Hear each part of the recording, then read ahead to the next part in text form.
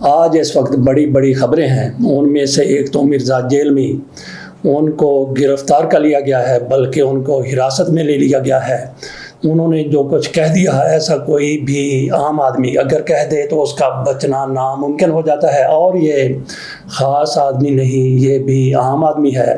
اس کی طرف سے جو کہ نبی اکرم صلی اللہ علیہ وآلہ وسلم کی ذات کے بارے میں کہا گیا ہے، اور جو کہ اللہ تعالیٰ کے حوالے سے ان کی طرف سے کہا گیا ہے، ہم اس کو دوہرا نہیں سکتے۔ اس پر اگر کوئی بات کر سکتا ہے، اس کو دوہرا سکتا ہے تو کوئی عالم دین ہی دوہرا سکتا ہے۔ آپ کے سامنے ہم رکھ دیں گے، لیکن تھوڑی احتیاط کے ساتھ، تاکہ ان کو کوئی زیادہ نقصان نہ پہنچ جائے۔ آخر میں آپ کے سامنے رکھیں گے کہ ان کی طرف سے کیا کہا گیا اور علماء کرام نے کس طرح سے اس کو دیکھا ہے۔ اس کو مد نظر رکھتے ہوئے کہا جا سکتا ہے کہ مرزا جیلمی کا بچنا ناممکن ہے۔ پہلے ہم بات کر لیتے ہیں عمران خان کی بہنوں کی اور ان کے وکلا کی ایک طویل عرصے کے بعد ان کے ساتھ ملاقات ہوئی ہے، اور یہ ملاقات بڑی ہی اطمینان بخش ہوئی ہے۔ ان کی بہنوں کے کہنے کے مطابق خصوصی طور پہ علیمہ خانم کی طرف سے جو کچھ میڈیا کے ساتھ گفتگو کرتے ہوئے کہا گیا، اس کو مد نظر رکھتے ہوئے کہا جا سکتا ہے کہ ان کی بہنیں بہت مطمئن تھی، بلکہ ان کی طرف سے کہا گیا کہ ہم خوش ہیں، کیونکہ عمران خان کے ساتھ ان کی ایک طویل عرصے کے بعد ملاقات ہوئی ہے، جس میں عمران خان بھی بڑے مطمئن تھے، عمران خان بھی صحت مند تھے، تندرست تھے، یہ ان کی بہنوں کی طرف سے کہا گیا ہے۔ اور انہوں نے جو کچھ میڈیا میں آ کے کہا اس سے بہت سی چیزیں کلیئر ہو گئی ہیں۔ کل تک یہ کہا جا رہا تھا، یہاں پہ یہ بھی کہہ دیں کہ چند روز قبل عمران خان کے ساتھ زلفی بخاری نہیں بلکہ علی بخاری کی طرف سے ملاقات کی گئی تھی، ان کو سلمان اکرم راجہ کی طرف سے بھیجا گیا تھا۔ انہوں نے باہر آ کے عمران خان نے جو کچھ کہا تھا اس میں ڈنڈی ماری ہے۔ تو چلتے چلتے یہ بھی بات کر لیں، جس طرح سے لوگوں کو یہ بھی تھا کہ عمران خان معافی کے حوالے سے بات کریں گے، لیکن عمران خان نے اس بات کرنا ہی مناسب نہیں سمجھا کہ سہیل وڑیچ کے کالموں کو وہ ڈسکس کریں اپنی ملاقاتوں میں، جو اپنی بہنوں کے ساتھ کریں، اپنے وکلا کے ساتھ کریں، اپنی پارٹی کے لیڈروں کے ساتھ کریں۔ عمران خان نے اس پر کوئی بات نہیں کی۔ علیمہ خانم کی طرف سے کہا گیا، جس طرح سے یہ بھی ہے کہ سلمان اکرم راجہ کی طرف سے کہا گیا تھا کہ میں استعفیٰ دے رہا ہوں اور عمران خان کو جا کے بتا دوں گا، میں نے استعفیٰ لے کے رکھ لی، عمران خان سے بات کرنی اور میں استعفیٰ دے کے باہر آ جاؤں گا۔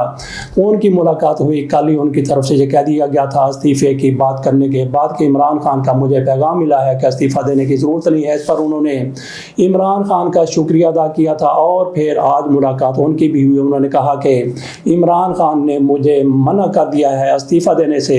تو باقی عمران خان کی بہنوں کی طرف سے جو کچھ کہا گیا، عمران خان کے وکلا کی طرف سے، سلمان اکرم راجہ کی طرف سے جو کچھ کہا گیا، کل تک یہ کہا جا رہا تھا کہ عمران خان سے علی بخاری کی طرف سے ملاقات کی گئی ہے۔ عمران خان سے جب پوچھا گیا ضمنی الیکشن کے بارے میں تو انہوں نے کہا کہ عمران خان نے کہا ہے کہ جا کے اپنی پولیٹیکل پارٹی میں بات کریں۔ عمران خان کا اپنا نقطہ نظر یہ تھا کہ الیکشن میں حصہ نہیں لینا چاہیے، لیکن جب ان تک یہ بات پہنچائی گئی کہ پارٹی کے کئی لیڈر یہ چاہتے ہیں کہ انتخابات میں حصہ لیا جائے اور میدان کو خالی نہ چھوڑا جائے، تو عمران خان نے کہا کہ ٹھیک ہے، پارٹی میں جا کے ڈسکس کر لیں، جس طرح سے پارٹی کہے گی اسی طرح سے کر لیا جائے۔ یہ علی بخاری کی طرف سے کہا گیا، ہم نے کہا کہ ڈنڈی ماری گئی، ڈنڈی اس طرح سے ماری گئی کہ آج سلمان اکرم راجہ کی ملاقات ہوئی، بہنوں کی ملاقات ہوئی تھی، تو عمران خان کی طرف سے کہا گیا کہ ضمنی انتخابات میں حصہ لینے کے میں حق میں نہیں ہوں۔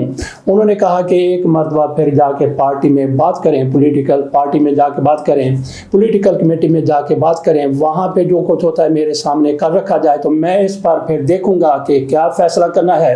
تو عمران خان کی طرف سے واضح طور پر یہ فیصلہ سامنے آ گیا ہے کہ ان انتخابات کو لیجیٹمیسی دینے کی ضرورت نہیں ہے۔ اگر ہم ان میں حصہ لیتے ہیں تو لوگ کہیں گے کہ بالکل یہ تحریک انصاف والے اس کو قانونی اور جائز قرار دے رہے ہیں۔ عمران خان کی طرف سے اس لیے کہا گیا ہے کہ پولیٹیکل پارٹی رات کو بیٹھے فیصلہ کر لے، کل آ کے مجھے بتایا جائے کہ پولیٹیکل پارٹی کی طرف سے کیا رائے دی گئی ہے، تو عمران خان کہتے ہیں اس کے اوپر میں پھر فیصلہ کروں گا۔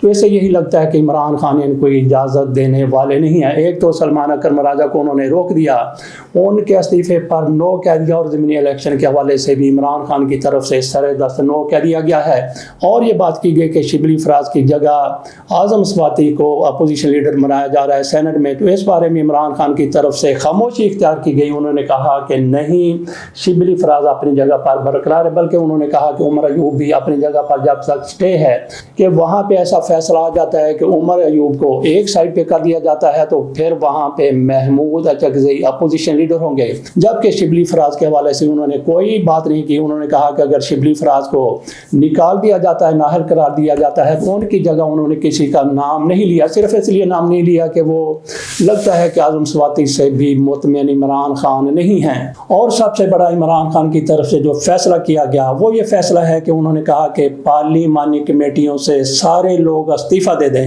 قومی اسمبلی میں جتنی بھی پارلیمانی کمیٹیوں کے یہ سربراہ تھے یا اس میں ممبر کے طور پر موجود تھے، استعفے دے دیں، ان کو چھوڑ دیں۔ اسی طرح سے تو سب سے زیادہ مسئلہ کس کے لیے ہو سکتا ہے؟ وہی جو پبلک اکاؤنٹس کمیٹی کے چیئرمین ہیں اکبر صاحب، ان کو عمران خان نے ذمہ داری لگائی تھی خیبر پختونخوا میں پارٹی کو منظم کرنے کی، اور اس کے ساتھ ساتھ ان کو پبلک اکاؤنٹس کمیٹی کا چیئرمین بھی بنایا تھا۔ عمران خان نے کہا تھا کہ پریارٹی پارٹی کو دینی ہے، ان کو کہا تھا کہ آپ استعفیٰ دے دیں، اگر آپ دونوں عہدوں کے ساتھ انصاف کر سکتے ہیں تو پھر ٹھیک ہے۔ انہوں نے دونوں عہدوں کے ساتھ انصاف کرنے کا عہد کیا، انہوں نے دونوں عہدے اپنے پاس رکھے، تو اب ان کے لیے دیکھتے ہیں کہ وہ اس عہدے کو نہیں چھوڑنا چاہتے تھے پبلک اکاؤنٹ کمیٹی کا، وہ اس عہدے کو نہیں چھوڑنا چاہتے تھے پبلک اکاؤنٹس کمیٹی کے، وہ چیئرمین رہنا چاہتے تھے۔ اب عمران خان کی طرف سے واضح طور پر کہہ دیا گیا ہے کہ ساری پارلیمانی کمیٹیوں سے استعفے دے دیے جائیں، تو ان کے لیے بہت بڑا امتحان ہے۔ تو باقی بھی تحریک انصاف والے ایسے ہی ہیں، ادھر بھی کھیلتے ہیں ادھر بھی کھیلتے ہیں، تو دیکھتے ہیں اس حوالے سے تحریک انصاف والے اب کیا کرتے ہیں۔ کل ہو سکتا ہے عمران خان سب کو کہہ دیں کہ استعفے دے کے پارلیمنٹ سے باہر آ جائیں، تو پھر ان کا کیا ہوگا، ان کالیوں کا کیا ہوگا، اب تیرا کیا ہوگا، کالیا ان کا کیا ہوگا جو پارلیمنٹ میں ہر صورت میں رہنا چاہتے ہیں۔ تو چلتے ہیں ابھی مرزا جیلمی کی طرف، ان کی طرف سے جو کچھ کہا گیا انتہائی زیادہ نامناسب انہوں نے الفاظ استعمال کیے، انتہائی زیادہ گھٹیا قسم کی ان کی طرف سے باتیں کی گئی۔ ایسا یہ بدبخت آدمی ہے، مسلم لیگ نون کا پالتو بنا ہوا تھا، تحریک انصاف کے حوالے سے اتنی لمبی اس کی زبان ہو گئی تھی، طاہر اشرفی کی طرف سے بھی ان کو زبان دراز کہا گیا ہے، اور ابتسام الہی کی طرف سے جو کچھ کہا گیا اس کا وہ حصہ ہم آپ کے سامنے نہیں رکھیں گے جو ان کے لیے بہت زیادہ خطرناک ہو سکتا ہے۔ پہلے دیکھتے ہیں کہ طاہر اشرفی صاحب کی طرف سے کیا کہا گیا، اور اس کے بعد چلیں گے ابتسام الہی کی طرف کہ وہ اس حوالے سے کیا کہتے ہیں۔ بھائی عبدالمتین صاحب، آپ کے ذریعے میں چاہتا ہوں یہ پیغام تمام ان لوگوں تک پہنچے جو غمگین تھے، زردہ تھے، پریشان تھے کہ یہ شخص گرفتار ہوا ہے، قانون کے راستے سے ہر کام ہوگا، یہ نہ کسی کی جیت ہے نہ کسی کی ہار ہے، اللہ تبارک و تعالی نے مہربانی کی ہے۔ یہ شخص، اس کی زبان لمبی ہو گئی تھی، اور اب رسول اللہ صلی اللہ علیہ وسلم کے حوالے سے جو الفاظ اس نے استعمال کیے وہ ناقابل بیان ہے، ناقابل قبول ہے۔ میں تو 2-2.5 دن سے جب سے میں نے وہ سنے یہ سوچ رہا تھا کہ ہم زندہ ہی کیوں ہیں، ہمیں اس دھرتی پہ ہی نہیں ہونا چاہیے اگر یہ کچھ ہونا ہے۔ ہم پاکستان میں امن چاہتے ہیں، اور یہ مسیحیوں کی زندگیوں کو اس بندے نے خطرے میں ڈال دیا، مسلمانوں کو غم میں ڈال دیا۔ اس پر ہمیں قانون کے ذریعے جو قانونی راستہ ہے، حکومت کو سب سے پہلی ذمہ داری حکومت کی ہے، حکومت کو اپنانا ہے۔ یہ آپ نے سن لیا کہ مولانا طاہر اشرفی ان کے حوالے سے کیا کہتے ہیں۔ اب ہم کو سناتے ہیں کہ ابتسام الہی ظہیر صاحب نے اس حوالے سے کیا کہا ہے، اور انہوں نے یہ بھی بتا دیا ہے کہ اس بدبخت کی طرف سے کہا کیا گیا تھا۔ مرزا جیلمی صاحب کا کل ایک بیان سامنے آیا جس نے پاکستان کی مسیحی کمیونٹی کے اندر اور پاکستان میں رہنے والے عیسائیوں کے اندر ایک خوف کی فضا پیدا کر دی۔ یہ بدبخت جھوٹ اور بہتان علماء پہ باندھتے باندھتے مسلمانوں پہ باندھنے لگا، اور اب اس حد تک گر چکا ہے کہ عیسائیوں اور مسیحیوں پہ بھی بہتان باندھ رہا۔ کیا بہتان باندھا؟ مجھے تو وہ الفاظ سمجھ نہیں آتی۔ اللہ تعالیٰ نے اللہ تعالیٰ اس کو ہدایت دے، یا اس کے شر سے امت کو محفوظ کر دے۔ یہ کیسی زبان ہے جس سے کوئی محفوظ نہیں ہے؟ رسول اللہ کی توہین کو بڑا چھوٹا سا جرم ثابت کرتے ہوئے کہتا ہے، اللہ کی قسم دل ہل رہا ہے کہ وہ الفاظ میں کہہ بھی سکتا ہوں۔